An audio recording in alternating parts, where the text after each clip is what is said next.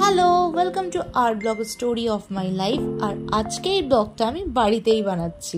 আজ 14th মে 2024 আর বিকেল বেলার সময় ভীষণ বৃষ্টি হচ্ছে। এই বৃষ্টিটা দেখেই আমার মনে হলো ছোট্ট করে একটা ব্লগ তো বানতা হয়। আয় বৃষ্টি ঝেপে ধান দেব মেপে, ছোট্টবেলায় কতবার এরকম বলতাম যাতে আরো জোরে জোরে বৃষ্টি হয়। আপনাদেরও কারো যদি এরকম কোনো মেমোরিজ থাকে তাহলে কমেন্ট করে জানাবেন। একদিকে বৃষ্টি হচ্ছে, আরেকদিকে আমি চা বসিয়ে দিয়েছি। চা রেডি হয়ে গেল মাত্র 5 মিনিটে।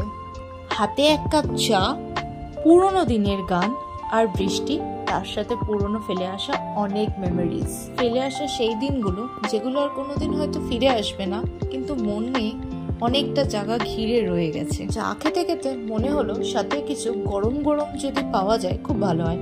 তাই চলে গেলাম রান্নাঘরে। বেগুনির প্রিপারেশন শুরু হয়ে গেল। বেগুনির পাশাপাশি ধনেপাতার বড়াও করে ফেললাম।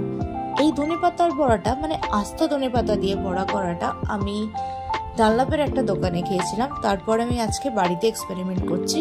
নর্মালি আমরা কেটে ধনেপাতাটাকে কুচি কুচি করে কেটে বড়ার শেপে ভাজি। আর একদম লাস্টে বানালাম মির্চির পাকোড়া। সব পাকোড়া ভাজা শেষ।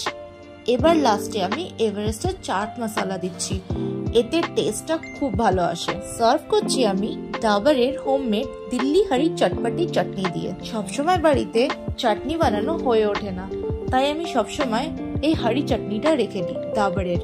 খুব ভালো স্বাদ, যে কোনো পাকোড়ার সাথে খুব ভালো যায়। একদম পুরো বাড়ির মতনই। বেগুনি, ধনেপাতার বড়া আর লঙ্কার পকোড়া। আজকের বিকেলটা খুব ভালো কাটলো।